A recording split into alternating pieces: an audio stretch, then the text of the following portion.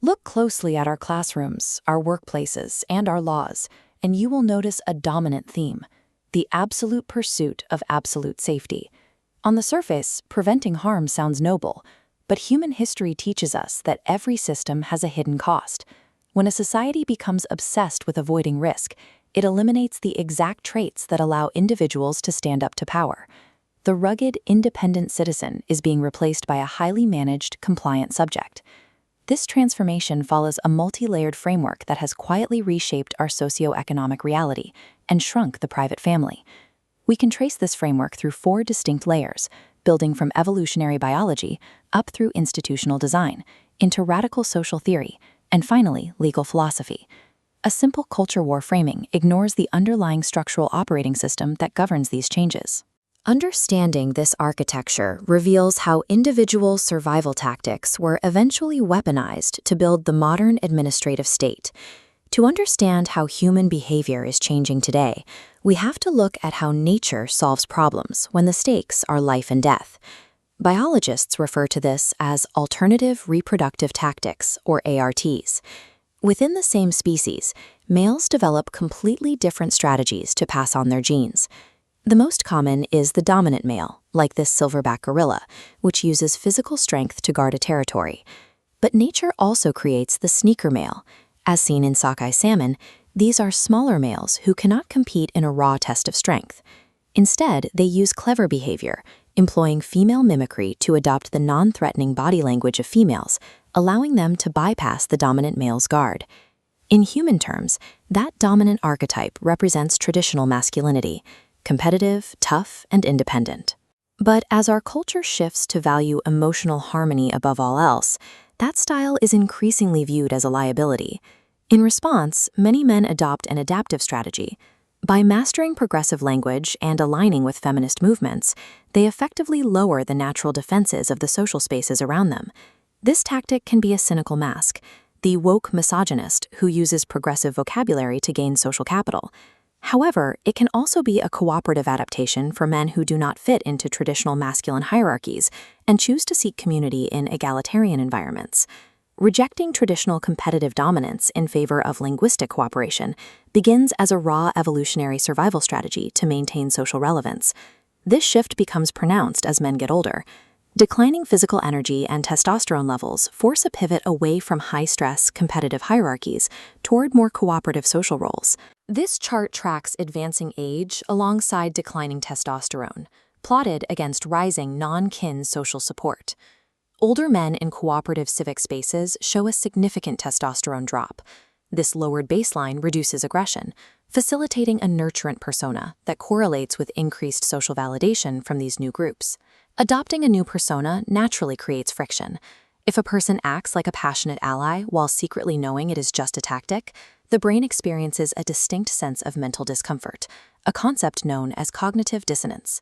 The human mind hates feeling like a fraud. To resolve this internal friction, the brain naturally and unconsciously shifts its internal beliefs to match its outward compliant behavior. This psychological mechanism allows older men facing deficits in traditional areas of success to construct a new identity as a good man. It replaces their lost traditional status with a clear sense of moral superiority. Because the human brain possesses neuroplasticity, what begins as a calculated social tactic results in an authentic ideological identity. While this adaptation helps individuals find community, a major crisis emerges when these female-aligned traits are written into the foundations of our public institutions. Over the past several decades, early educational environments have been re-engineered. Success now requires long hours of sedentary focus and high verbal compliance, while high-energy, boundary-testing male behaviors are routinely pathologized as disorders.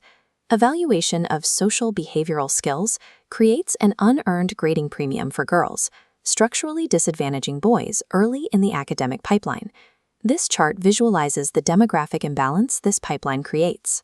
Women now outnumber men in higher education by an approximate 60-40 ratio, which has completely reshaped the labor pool of the knowledge economy. The modern post-industrial workplace formalizes this displacement. In an economy built on communication and service, soft skills and linguistic conformity have become the primary currency of professional survival. This cultural shift actively vilifies traditional masculine traits, labeling average characteristics like risk tolerance and emotional stoicism as moral defects. Society has created an artificial hierarchy, an institutional matrix where a highly compliant, risk-averse mindset is mandated as the superior mode of existence. The political power required to institutionalize this behavioral monoculture originated in mid-20th century radical theory. Marxist feminist theorists argued the traditional household was not a personal sanctuary, but a capitalist factory fueled by unpaid domestic labor, called social reproduction. To break this cycle, radical theorists argued the private family had to be deconstructed. Tasks historically handled by parents, like childcare and moral instruction, needed to be transferred directly to the state. Dismantling the family's authority stripped away the primary buffer. This created a sovereignty vacuum, leaving the citizen atomized, exposed, and without traditional domestic support. The state filled this void by shifting from political representation to therapeutic governance.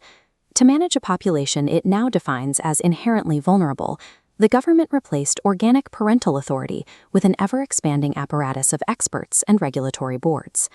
Over time, the definition of safety mutated. It stretched from basic physical protection to absolute psychological comfort, where offensive ideas are framed as literal violence. The state now operates as a managerial matriarchy. Because a bureaucracy built on absolute safety requires absolute predictability, any independent masculine variance is treated as a direct threat to institutional survival. Every political machine requires a legal philosophy to validate its actions. The bedrock that allows this therapeutic state to function is a doctrine known as legal positivism.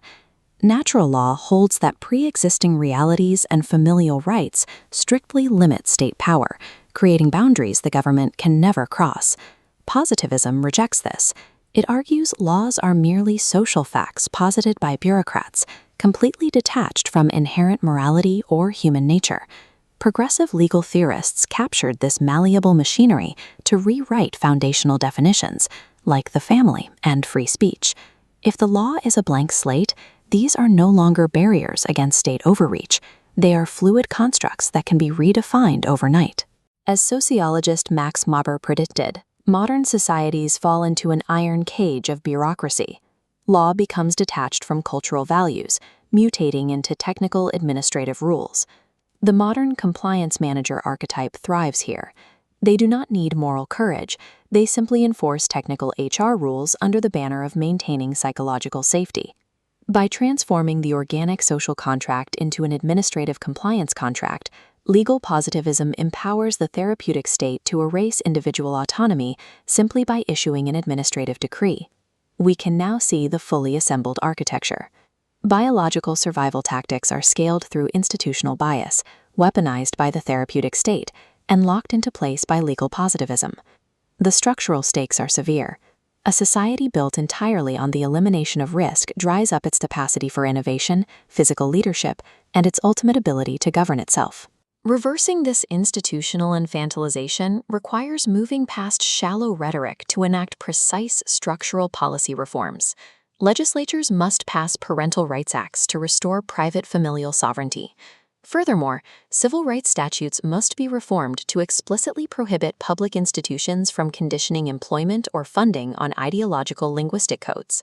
We must also re-engineer educational pipelines to accommodate kinetic learning styles and enact RAIN-style laws that return to natural rights by forcing explicit legislative votes on administrative agency roles.